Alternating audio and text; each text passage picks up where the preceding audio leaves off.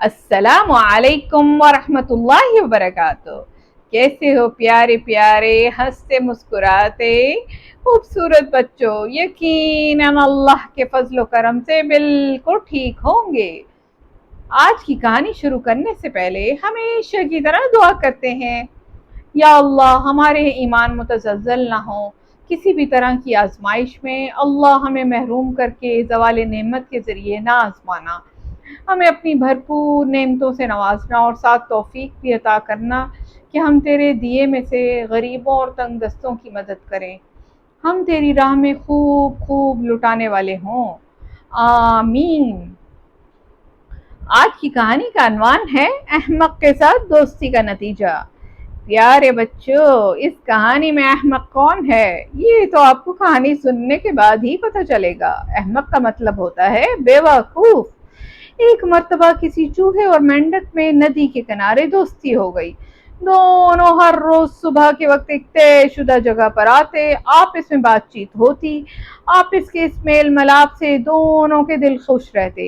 یہ دوستی یہاں تک بڑھی کہ ایک دن چوہے نے اپنے دوست مینڈک سے کہا، پیارے دوست، میں اس تھوڑے سے وقت میں جی بھر کر باتیں نہیں کر سکتا۔ کیا غضب ہے کہ تو نے تمام دن میں صبح سویرے صرف ایک وقت ملاقات کا مقرر کیا، لیکن میں اب اس پر صبر نہیں کر سکتا۔ کاش میں پانی کے اندر آ کر تجھ سے ملاقات کر سکتا، مگر اس سے عاجز و مجبور ہوں۔ حق تعالیٰ نے مجھے مٹی سے بنایا، وقت کی دوستی اور محبت ہوگی اگر تو وقت بے وقت منا چیز کو یاد کرتا رہے۔ مینڈک نے اپنے دوست چوہے کی بات یہ سن کر بے حد متاثر ہوا اور محبت کی شدت سے اس کا دل بھر آیا اور اس نے پوچھا، میں خود یہی سوچ رہا تھا کہ ملاقات کا وقت بہت تھوڑا ملتا ہے، کیا تدبیر کریں؟ چوہے نے کہا، ایک تدبیر میرے کمزور سے ذہن میں آتی ہے، مگر یہ کہ تو اسے منظور کرے۔ وہ یہ ہے کہ ہم ایک باریک سا دھاگا اس مقصد کے لیے کام میں لائیں گے۔ دھاگے کا ایک سرا میرے پاؤں میں بندھا رہے، دوسرا تیرے پاؤں میں۔ جب کبھی میں تیری یاد میں تڑپوں، تجھے خشکی پر بلانا چاہوں تو دھاگا ہلا دیا کروں اور تو اس اشارے پر چلا آیا کرے۔ پیارے بچوں، اگرچہ مینڈک کو یہ تجویز پسند نہ آئی تھی، لیکن دوست کی خوشی کے لیے مان لی۔ انہوں نے ایک دوسرے کے پاؤں میں دھاگا مضبوطی سے باندھ دیا اور یوں دونوں دوست خواہش کے مطابق آپس میں ملاقاتیں کرنے لگے۔ جب بھی چوہے کا جی مینڈک سے ملنے کو چاہتا، وہ اپنے پاؤں کا دھاگا کھینچ لیتا اور مینڈک فوراً پانی سے نکل آتا۔